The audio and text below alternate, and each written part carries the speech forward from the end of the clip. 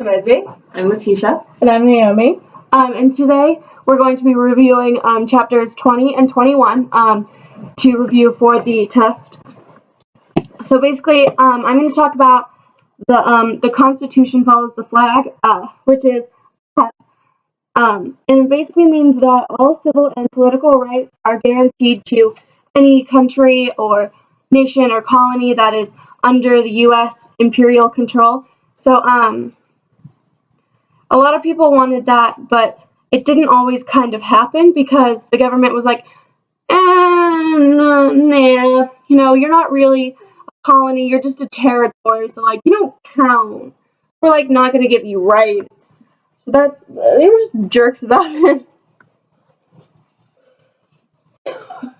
Okay, so the Great Migration was late World War I, 1920s, and basically because of all the jobs that so we were basically mobilizing our economy before this war and stuff. So they need more African Americans up towards the north. So lots and lots of African Americans moved up north. Also, the start of the automobile age also helped with that. And yeah, and so after they moved up to the north and stuff, the Harlem Renaissance was basically born, and this was basically almost, I would say, a cultural revival basically, and it included things like jazz and other forms of art and stuff like that. Okay, so prior to the Harlem Renaissance, there was this huge thing that came about with Asians, like the Chinese, Koreans, and Japanese, where Woodrow Wilson passed the Asian policy that essentially forced every Asian that was here illegally to go back, or any sort of Asian, again, those being Korean, Japanese, or Chinese, they weren't allowed into the United States just because of different things that came about within the Asian countries in the United States at the time. And in chapter 21, there was a whole section called the Red Summer of 1919, which is basically where after World War I, because of a lot of the things were going bad and the Depression was sort of starting, a lot of people really were worried about communists and them corrupting the United States, and they're worried about so many other things, and there was so much blood there that they called it the Red Summer because there was a lot of segregation and strikes for rights and public rights and workers' rights too.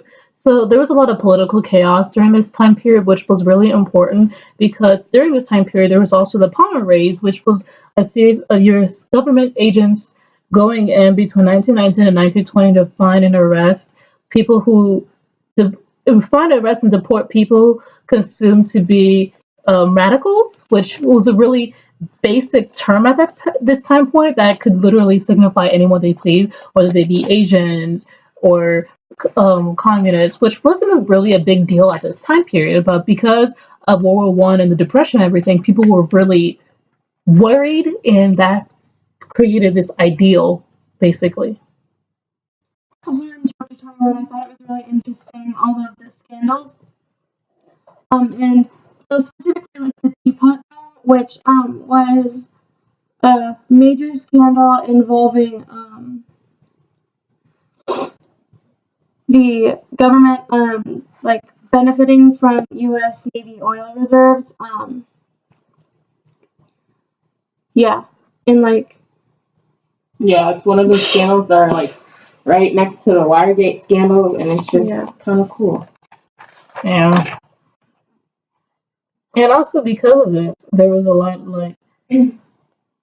prohibition started this time period, and other things that happened, such as women's rights, as we will talk about later. But prohibition started in this time period, which basically a lot of this led to a lot of organized crime and gang violence because of prohibition and not being able to use alcohol. People went around back and did any way they could to sell and produce alcohol, which created all these scandalous things because some government officials were benefiting off of reselling and re-administrating alcohol even though it was illegal. And I mean, just you really can't. People are going to find a way to get something that they want. Yep. As me? Yes. Women's rights? women's rights. I'm sorry. Okay, women's rights was a huge thing during this time. Later in like World War II and stuff, you can see how women played a huge impact on creating and manufacturing things such as jeeps, airplanes, or like explosives.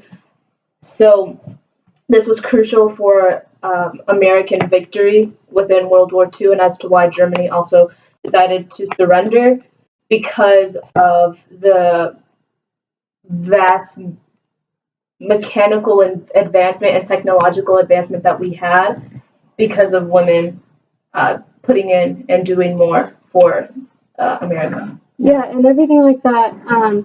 Like it originally started like with the women's vote and everything.